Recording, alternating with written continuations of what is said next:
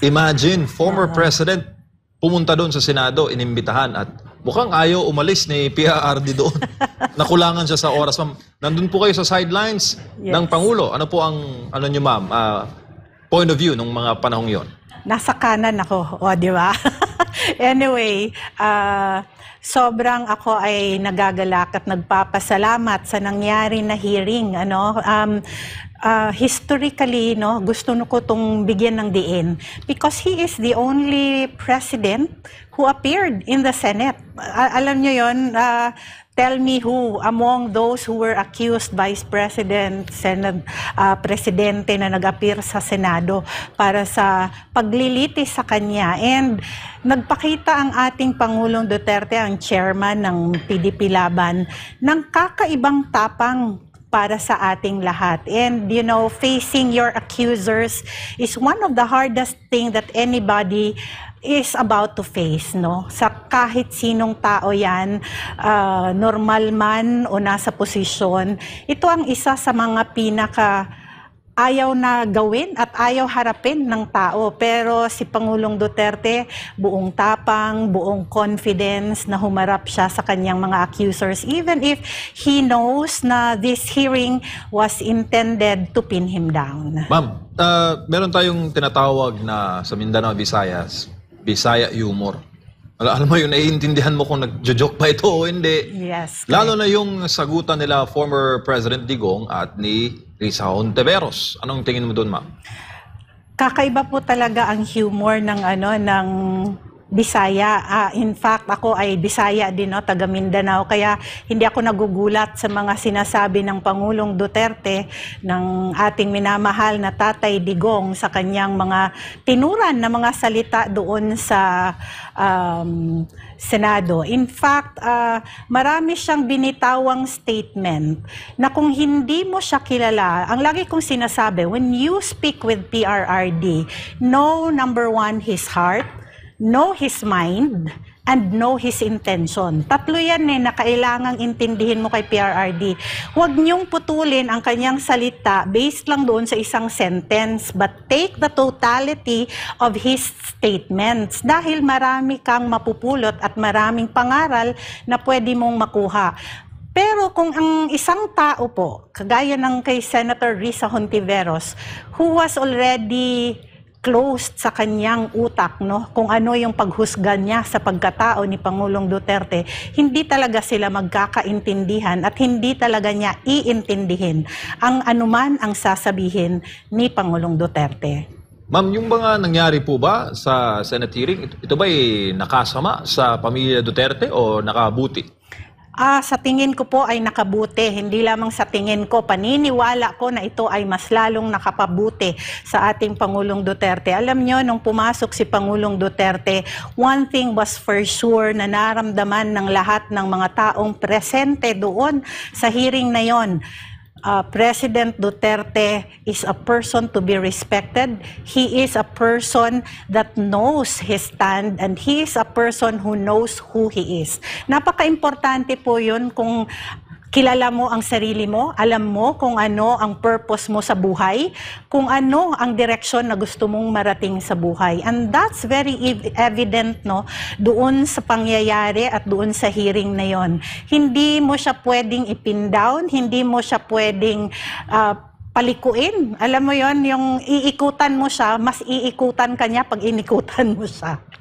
Ma'am, bago lang si partner Admar, yung pagharap po ba ma'am ni former President Duterte doon sa Senado, tingin mo makakatulong ito sa slate ng PDP Laban bilang ranking officer po ng partido sa darating po na 2025 midterm elections? Yes, it was very advantageous to the PDP Laban members who are running for the Senate particularly, kasi national scene yon at napakita ni Pangulong Duterte not only his stand, his personal character, but also the programs that he has been pushing for during his administration, which also reflected the program and principles of PDP Laban. So ma-mention ko lang yung ating mga tumatakbong kandidato sa PDP Laban in the Senate, si Senator Bongo, si Senator De La Rosa, who were really excellent sa kanilang performance during the hearing. No? Gusto ko lang i-note, napakaganda ng speech ni Senator Bongo sa opening statement niya, kung saan nilatag niya ang lahat ng mga naging programa and achievements of the Duterte administration when it comes to the war on drugs, particularly the surrender of the 1.6 million na mga kababayan natin who were drug users and drug addicts, which is incomparable throughout the world. Hindi lamang dito sa Pilipinas, kundi throughout the world, no? And si Senator Bato de la Rosa, he was at his prime nung panahon na yon, dahil maalam talaga siya because he is a former police, no? Head ng police. Kaya napakaganda ng kanyang mga katanungan, ng kanyang performance. Napakagaling ng ating mga senador, and also Senator Robin Padilla at that time, no? And also nandun din present si Kuya Ipe to watch the proceedings of the Senate, as well as our another senatorial candidate, Attorney J.V. Hinlo, and of course, yung dalawang abogado natin din na tumatakbo sa Senado, no, na si Attorney Jimmy Bondoc and Attorney Raul Lambino, who was monitoring through the television and the different and ito, totoo ang sinabi mo na nag-advantage ito sa ating mga kumakandidato because the power and the influence na ipinakita ni Pangulong Duterte doon sa hearing na yon will resonate also doon sa kanyang endorsement sa mga kandidato natin, not only in the national elections but also in the local elections. In fact, as Executive Director and Membership Committee Chairperson, ang dami kong na-receive na mga tawag at mga text messages, MJ, kung saan gustong magpa-adapt sa PDP Laban ng ibang mga kumakandidato na nasa ibang partido.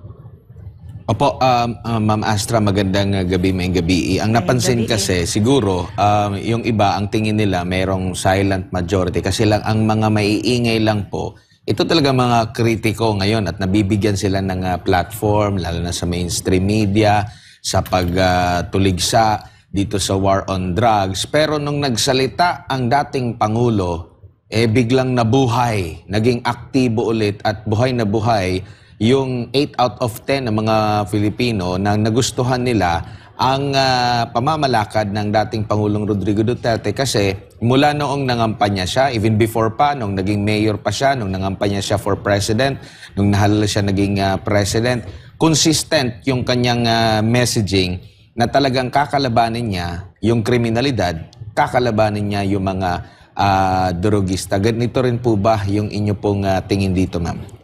Hindi lang tingin, there's proof to it, no? Na nabuhayan talaga ang loob ng lahat ng ating mga kababayan. In fact, if you check across all social media of the different media outlets, anong klaseng estasyon, radyo man yan, television man yan, millions ang nanood ng live. And siguro sobrang happy ng mga senador dahil nasa limelight din sila.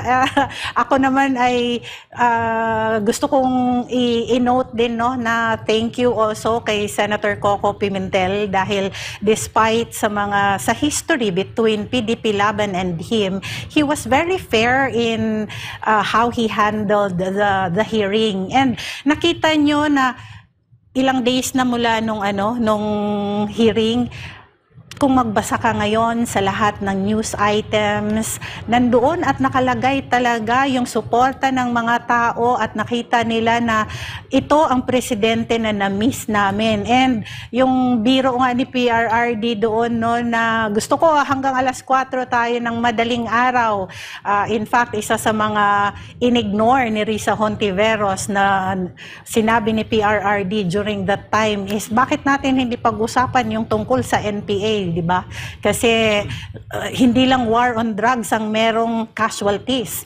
Even yung tungkol sa mga rebelde at NPA na gusto nating mawala na dito sa ating bansa, napakarami ng mga casualties pero hindi ito iniimbestigahan ni Senator Hontiveros. Pero tayo na mga sumusunod sa batas, tayo na ordinaryong mamamayan, lahat tayo ay gusto ng mapayapang lugar, mapayapang bansa kung saan tayo ay namumuhay na may saya at ligtas.